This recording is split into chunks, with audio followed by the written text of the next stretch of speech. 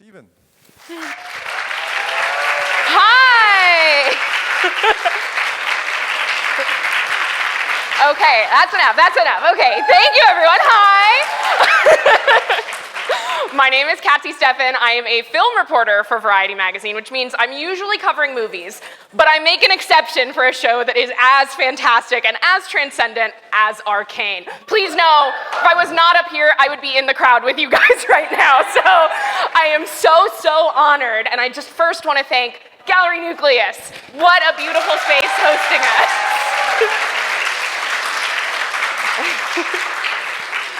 Now, as much as I'm sure you love hearing from me, let's welcome some of the minds behind Arcane League of Legends.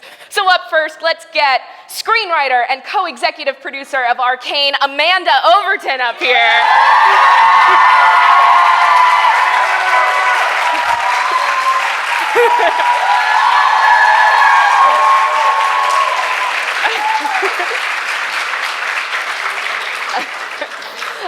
Up next, we've got co-director of Arcane and creative director of Fortiche production, Maunoury.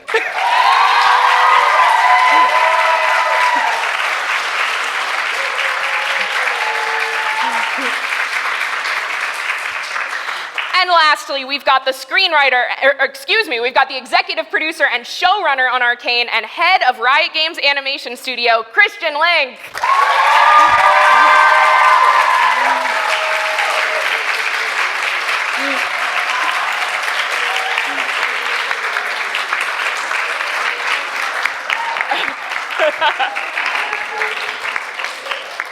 I think it's safe to say we've got some fans in the house. Thank you, everyone. I am so excited to get to moderate this conversation with these incredible minds behind the show. And please know, we will be opening it up to an audience Q&A after I yap with them for a little bit. So if you've got any questions percolating, please save them, and there will be an opportunity for that. But I think it's time we dive into the show. So, up first, I just want to congratulate the team again on securing 4 Emmys, including Best Animated Program for their first season.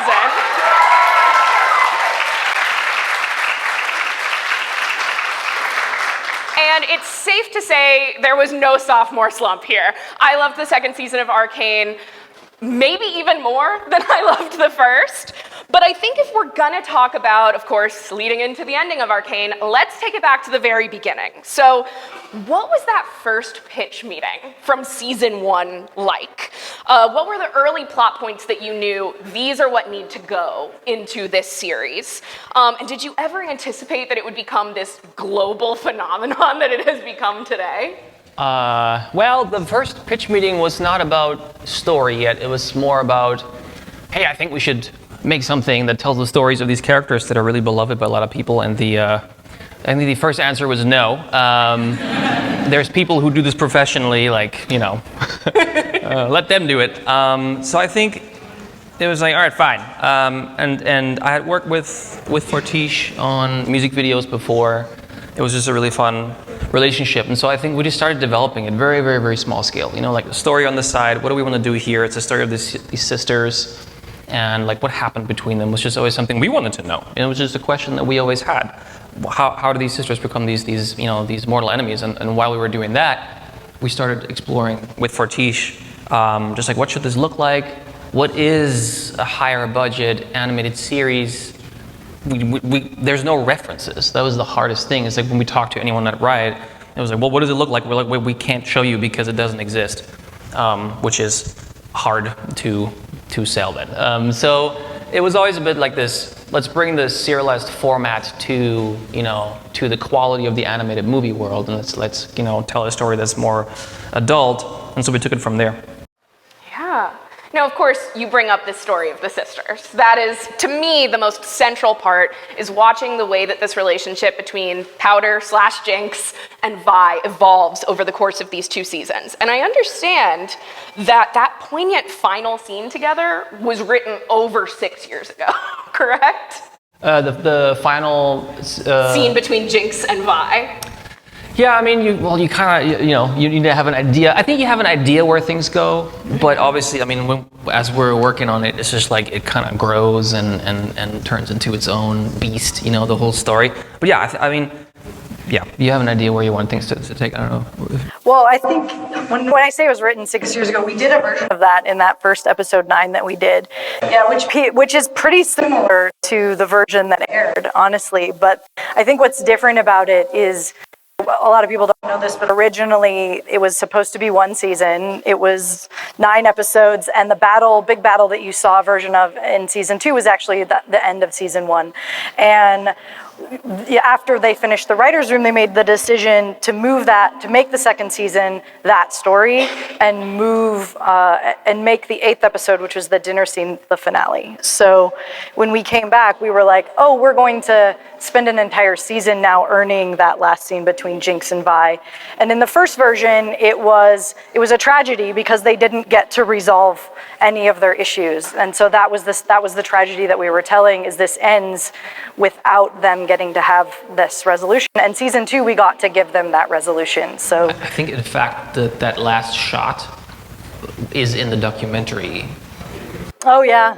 When the airship flies away and Powder's on it. But yes. Oh yeah.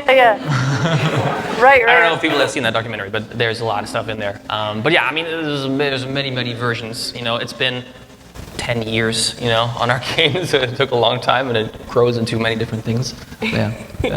Well, of course, you can't talk about the relationship between Jinx and Vi, or the relationship between Piltover and Zaun without talking about this cycle of violence, right? That's sort of what I see as the overarching theme of this series, is how can we break this cycle, whether it's between these locations or between these sisters. How is that something that guided you as sort of a North Star throughout this series in presenting that theme? I mean, I think the experience of these two sides of one people that seemingly can't talk to each other anymore, even though they're all relatively intelligent, that I think that was just something that, I think all of us feel that every day. When we started Arcane, it wasn't as ridiculous as it is today. But it's just real, right? Like, how many times do you just look at someone and go like, I feel like we should be able to like have a conversation, but you kind of want me dead. So I think it was just something we felt. I think the Piltover and Zaun relationship, eventually like the Vi and Powder / Jinx relationship, the Jason, it's everywhere, right? It's like these two. I think the concept that we had back then was like the twins that belong together but can't figure it out, And I think that was always there, and I think really helped us kind of have an idea for like, okay, what's the concept of it all. I think what also was really strong was this idea that, like, were these sisters going to repeat the sins of their fathers, and really fleshing out that relationship between Vander and Silco in those first 3 episodes, and really knowing what that history was, even though we didn't show very much of it on screen. We got a little bit of it in season 2 but we had this whole, and you guys actually had a lot of that planned out in the beginning before I even got there, like what that brothership relationship was between Vander and Silco, how it started, where it came from, and then how it went wrong. Yeah. And we were going to mirror that with the sisters in the present day, and would they be able to not go wrong where their fathers did? Yeah, we had this backstory, and it's funny because you feel it, but you don't hear it. We had this backstory that there was just, the Day of Ash, as we called it, that you see kind of remnants of that, in this very first scene, but the idea was that really happened because Benzo got himself arrested, and then like Silco was the one who like threw the Molotov cocktail, and that's kind of like what really fractured that relationship between the two cities, and everything just became really, really bad. And so that's not in the, you kind of have to go there and think about it, and it informs kind of everything, how the characters behave. Like when Silco says but right before Benzo dies, Silco says to Benzo, you never knew, when to walk away. And that's what that backstory is. It's not in the show, but for us, we craft those characters that way, so you know kind of what the backstory is. So it's that's what we did all those years. Yeah. Well, also, I love that we get a very literal version of breaking this cycle through the device that Echo is using. He gets to very literally stop the cycle over and over again. And I need to talk about my very favorite scene from the entire series, which I know is so many other people's. I'm going to attempt to pronounce Ma Meilleure Ennemie, the beautiful, beautiful dance at the end of this sort of alternate reality that we get to see, where things might have turned out differently for Powder and Echo. How did you guys approach that scene in the first place? And Bart, I especially want to hear how visually it came together, because it's so beautiful, and I'm so grateful we got to see more of it in the music video from a month ago. How did that come together, and did you know when you were doing it, this is something really special?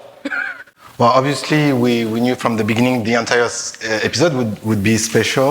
The pitch of the episode came from Fortiche.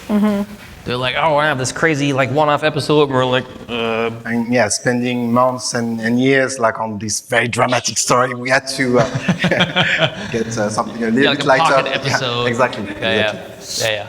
And that specific sequence between Echo and Jinx, Powder, got developed along the way, and we on a very early stage we had this idea of including like a French song.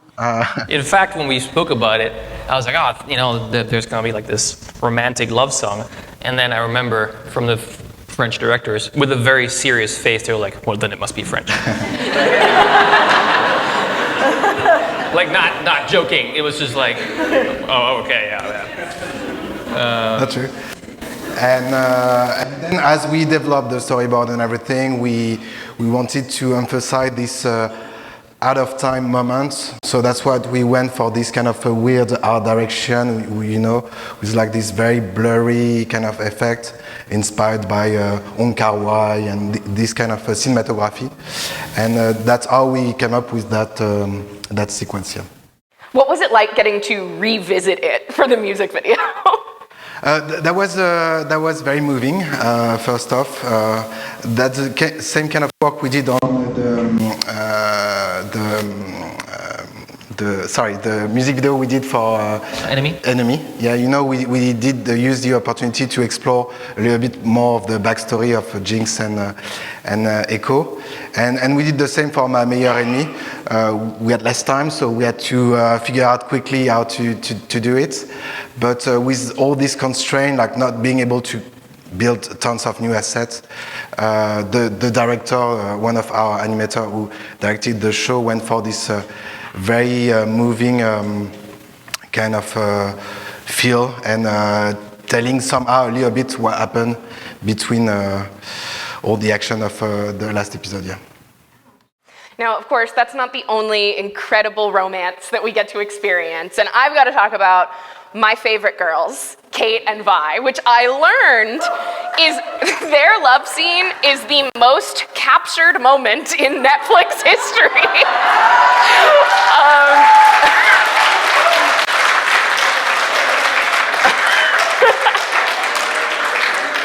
So I speak for everyone when I say we love those girl kissers. They are just fantastic. That relationship has always been really the core for me. They had this incredible tension. I need to ask you, because you were telling me before about the moment when they first kiss. I was lucky enough to be at the premiere, and when Vi drops those gauntlets and pulls her in, it was like an Avengers Endgame cameo. It was like everybody was hooting and hollering. How did that first moment come together, and when did you decide, okay, we're finally gonna give in and give this Kate-Vi moment that the fans want so badly? I'll let Amanda speak to that. Well, I think, so we knew from the beginning, we had the privilege of knowing from the beginning that they were going to be our core main relationship throughout the series. And for me, I wanted this relationship to be, I wanted the conflict around it and them getting together to be central to the main story, but not be the story. Like, I was very tired of the story, the conflict and the drama being I'm gay or a coming out story. So, we did away with all of that through the world building of the show, and just saying that this isn't a world where there is homophobia, so that's not our core issue. So what we were able to do was then take 2 full seasons to tell that story, so that when you do get that gauntlet drop moment, it feels earned, and a lot of people were like, oh, the bed would have, in episode 8 at season 1 would have been the perfect moment for them to kiss. Why didn't they kiss then? You made the fans wait for 3 years. And I was like, yeah, but then we earned it. Like, then got that moment of the gauntlet dropping and the people cheering, and that's not something for me that I had seen on TV before, and that's not something that a same-sex attraction relationship has much received, frankly, ever that I've seen. So, to me, it was tremendously special. Sorry. No, and even for the build, the team, we built that moment. Everyone like at the studio are very excited to work on that. Like animation takes a lot of time. We animate like half a second a day, so we usually avoid like long shot. And I think that specific shot is the longest shot of the show. It's 40 seconds long a shot. It took the animator like 3 months to animate it, and but we knew we had to make it great, and special. Kids can't look weird. Dude. Exactly. It can't be Uncanny Valley. Yeah, exactly. Yeah. I mean, to what Amanda also said, I think like story-wise, we also couldn't really forget that Vi and Caitlin are really there are the symbiosis, right, of the two parts of the city. There's so much like distrust and like perspective of like, oh, fuck your side, like from both of them. So like this idea of like, it really needs to get past a lot of things, not just like getting to know each other as people, but also as like an enemy and really trusting each other. So I think that was always really cool. Like there's a lot of amazing relationships, that we were all really big fans of, no matter if it's, Mel and Jace and Mel and Ambessa and Vi and Jinx and Jinx and Powder and Echo, but like Vi and Caitlin really are the symbiosis of the two sides that figure out how they see each other's world, understand why things are difficult, are there for each other, stand up for each other in a really important moment. And so I think that's, at the end of the day, that is really the core story, like even for them as people, for Piltover and Zahn, like those are kind of like the two champions truly. One relationship that I didn't hear in that list that I've got to bring up is going to be Jace and Victor, of course.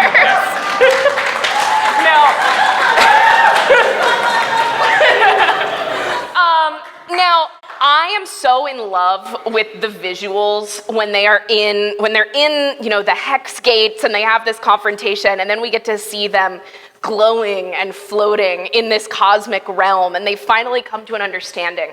I'm curious how you decided what that would look like and what your take is on where the relationship with these characters is in that moment. Because for me, I've always had this take that they're soulmates. Now, that could mean many different things. That doesn't necessarily mean it's a romantic relationship. It could. But I'm curious how that built into their final moment in the series that's so beautiful. I mean, for the visuals, I think it was mostly you pump the ball to Fortiche and say, let artists be artists. I mean, it's we talked about kind of like, there's this mind palace, that Victor has, and also like where he sees, like, something that is beautiful but also feels kind of wrong is when he sees himself very differently, inside this like hex zone that we call it, versus what he looks like. Like his we always talked about how he's younger, his body is, very healthy in the version of that kind of world that he sees himself, and it's pretty, but it also feels kind of wrong because you're like, that's not real. And so, and then, that was the work with Fortiche, and they created something really beautiful. For the relationship, I mean, we started off really saying that they dream about this technology that changes the world. And for Jace, he's a bit more of like the blue-eyed, like, reach for the sky. And like, do amazing things with the technology, and let's like, go to space, like kind of this idea. Versus for Victor, the same kind of revolutionary technology can fix very real things. His body is broken, like he knows how hard life is, also for people in Zahn. So I think that's where we knew they may start out in a similar place around like, let's create hex tech, this amazing technology that can, change lives. But where that actually goes, they will have different ideas, and we knew that from the beginning, and you can feel it a little bit from the beginning, right? So the second they lose control of this technology, they start to have different ideas of what to do about it, right? Like, I guess the articulation for myself always was, if the assumption for both of them at some point is that power always corrupts, humans, then Jace may think, well, maybe I need to take away the power But Victor may think, well, if the power actually isn't the thing where the corruption comes from, and it can do these amazing things for everybody, then maybe I need to take away the control of the humans. And I think that's not the worst argument. Alex always used to say, like, if you gave AI all the money in the world, it would probably do a better job distributing it. So I think their relationship, I remember very, very early on, before Arcane even was a thing, I remember talking to the kind of internal group at Riot, for diversity, and I asked just to people, like, what have you not seen from like, like what you would like to see, or you haven't seen it done well. And someone brought up like asexuality was a thing that they had never, that like often it's portrayed as like you lack emotions and it's just completely wrong, and there's a long conversation. And so that was a big inspiration for Victor from the beginning, that his love happens on a different level. And so that inspired a lot of it. And we were also very keen to explore a relationship of two men where there is an intimacy that isn't always accepted, and or that like intrinsically, must be sexualized, or not. And so I think there was just something else that we wanted to explore, like a really close relationship that, like there is, soulmates, I think, is a really good word to put it. I gotta be honest with you,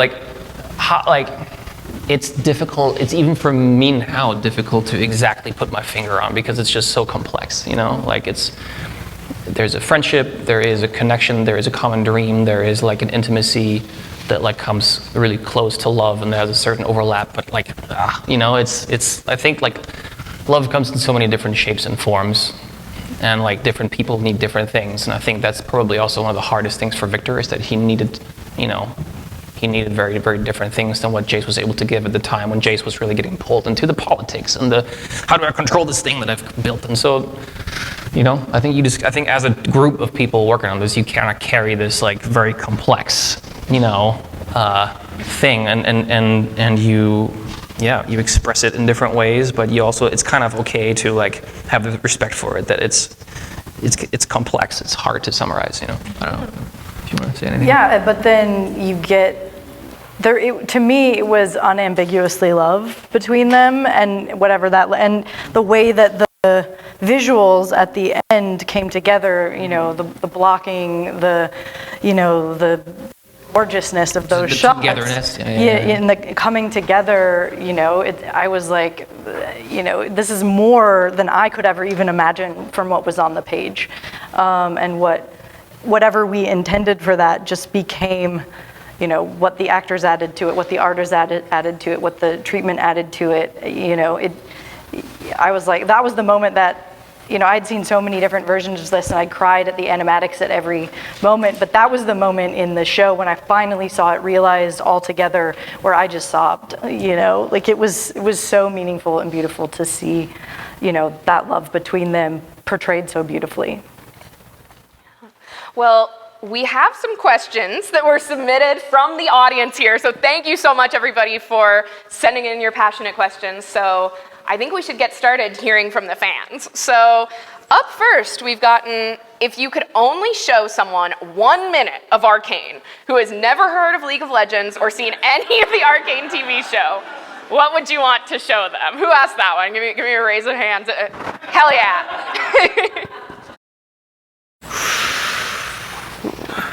I mean, I know my minutes, but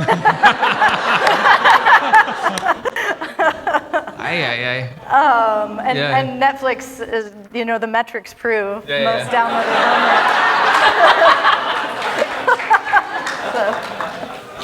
What do you think, Mark? I think just the first sequence is actually a good look. When I worked on the show, and a lot of people of my entourage wasn't so much into animation, like video game, and but they watched the show with me just to be nice. But from the first minute they got hooked, and they never let go the show, and they loved every single minute of it. So yeah, I would pick just the first minute. Okay, I feel like I have to ask this one as a follow-up. I do still need your minute. Yeah, I need to think about it. But this relates to Kate Vi, so I feel like I just need to get it. Is there any truth to the rumor that there exists an extended cut of the season 2 episode 8 Caitlin Vi prison scene? Oh, this is my favorite part. Is it on a French hard drive somewhere? Who asked that one? Okay.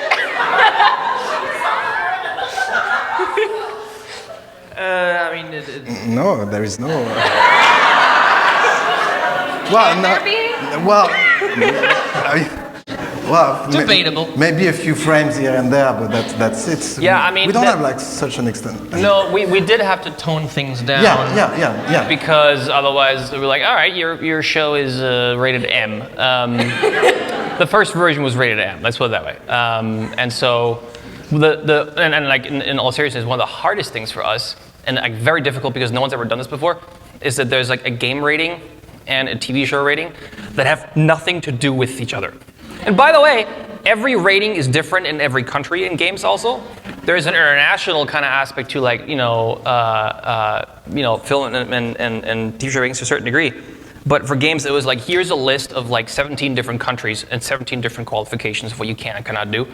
And so the risk for us was, and that's where, it gets difficult, is like, hey, whatever you do with Arcane could also change the rating for the game. Was like, so it was difficult. So this was a little like, all right, that's a fair argument. We don't want to torpedo the entire business. But so we try to do as much as we can. I think we always, but in everything we tried to do, you always push it over the line, and then you walk it right back to the line. But that is good storytelling. It makes you make good choices. It makes you, we were talking about this in the van on the way over here. It's like, I think that scene is so, like, you guys put so much care, the storyboard artists put so much care in the directing into every beat, telling moment of that relationship and that story. You don't want it to be full of double beats. You don't want it to be full of too much. Every moment should escalate, and every moment should lead to things. Every moment should tell you something new, and that scene does. Like, to me, I was like, this is the fucking perfect length. I have never seen something this much before in this medium. So. But yeah, don't try to hack Fortiche server to find any. Yeah. Because there is no extended version. I mean, I'll keep it going. This looks like one of the last Kate Vi questions on here. We've got, and this is a great one, and it's very sweet. I wanted to first say thank you for the amazing queer representation that was given in Arcane in a world where discrimination against the LGBTQ+ community doesn't exist. Thank you for not burying the gays and Asians representation. My question is, the show was planned for 2 seasons, but if there were a 3rd season, if you could do anything you wanted, silly or serious, etc., how would you expand on Caitlin and Vi's storylines? Who was that? Anyone? Oh, hi. Well, yeah, that was a tough one. I kind of have to say no comment because you never know. So I'm gonna leave it there. That's a shitty answer, but it's in your favor. No. But I'm not under the same NDAs as Christian is. There you go. So for me, I think, so the characters are very young in the show. They're like 20 or whatever, and we haven't seen Vi or frankly Caitlin like become adults yet, really. Like this was the show of them sort of becoming adults, and now they get to ask themselves, like, who am I? Like for Vi, it was always like, who am I when I don't have anyone to protect? Because all she did the entire show was try to protect someone besides herself. And so she gets like one scene in our show where she does that, but I think figuring out who Vi is and what she wants, and how she fits into being a cop and who she decides to fight for and why, like those are stories we have not yet explored. And like, is she a gumshoe investigator? Is there like a noir version of that? Where she where they're like a crime fighting duo? Do they go out into the wider world and encounter other champions in the game? I don't know. That would be dope and fun. Like, I want Vi to get to see more of the world and, find a version of her that is like, and now I get to make decisions for my own life. So it's beautiful. Now, this one I would like the answer to as well. In the season 1 intro, Victor is shown holding Jace's notebook upside down. We know that in animation, nothing is left to chance. Is there a specific reason for him to be holding it upside down, or was it a creative choice? Anyone? Hell yeah. Okay. Jeez Louise. Does he know how to read? I would hope so. I need to think. I can't remember. I can't either. I think that may have just been. Maybe we did a mistake. That may have been made a mistake. I can't remember. That would be weird, but maybe no. I don't know. I have to check. I need to look. Thank you for bringing that to my attention. Oh, we get to the bottom of that. Oh, Fortiche. Yeah. This one says, Arcane had an amazing soundtrack behind it for both the game and the show. Did any of the songs inspire the art? And which song in the soundtrack do you favor the most?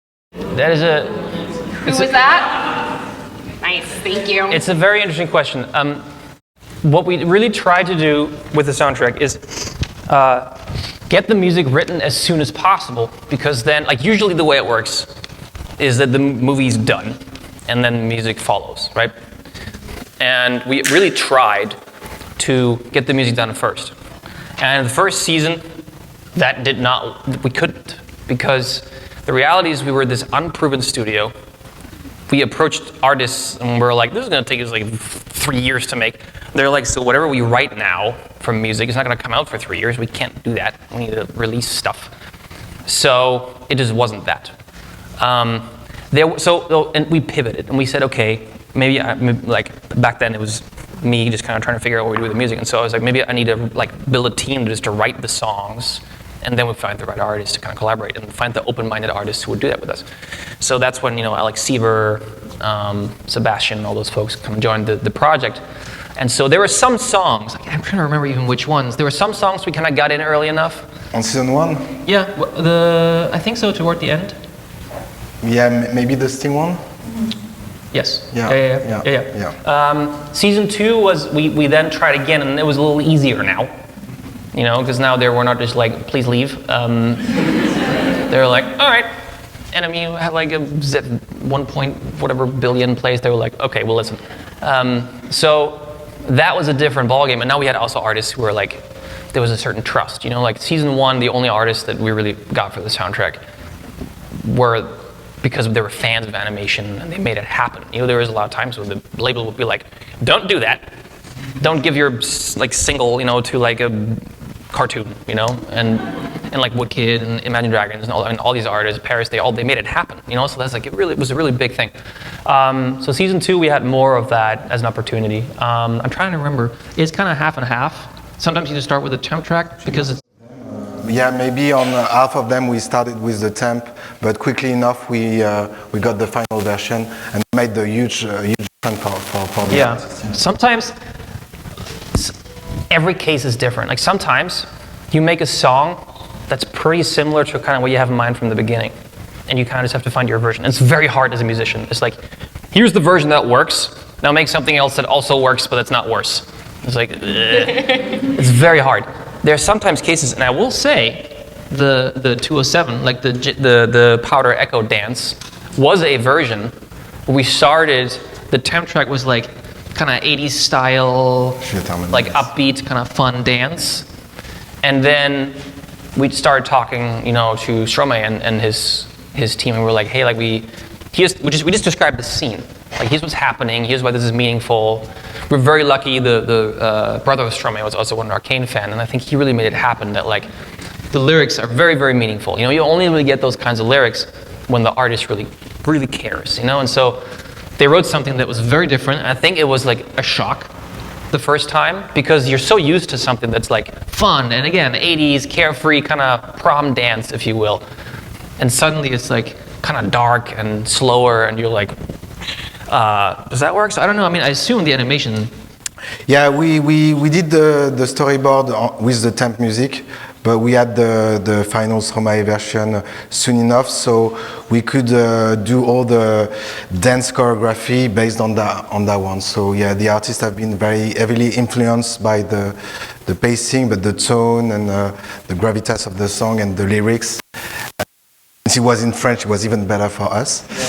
And at least we understood the lyrics. But yeah, it makes... yeah, it really varied. King Princess, the song was there from the beginning. Yeah. And I think that really helped because it was like, there's a lot of ways to play that, with the music. And I think that just... Wasteland as well. Wasteland, we got it from the beginning. So it made a big difference. And like I think that's really the dream, is that you have like, the animators already know I can rely on this rhythm. Sometimes it just happens when scenes are cut and you have temp music that it just changes the rhythm, and like it's a really, really hard process. Like I cannot like overstate how difficult that craft as a composer is for them. When like people fall in love with temp music and you cannot get them off it, and like so there like in 103 it was like the scene, right? When like in the end when you have powder breaking down and there was like a temp music that worked very well. And then it was on Alex Seaver to be like, good luck, replacing a scene where everyone cries. And that was like, I think he just made it better. And I was wowed, and I was like, that's not possible, and he did it. That was strange, actually, as an experience, because that's just like, it's always different, It's different. It's never better or worse. It's always different. That was the only time it was just better, even though I thought it wasn't possible. So yeah, it's the more I'm hoping we can do more of that in the future.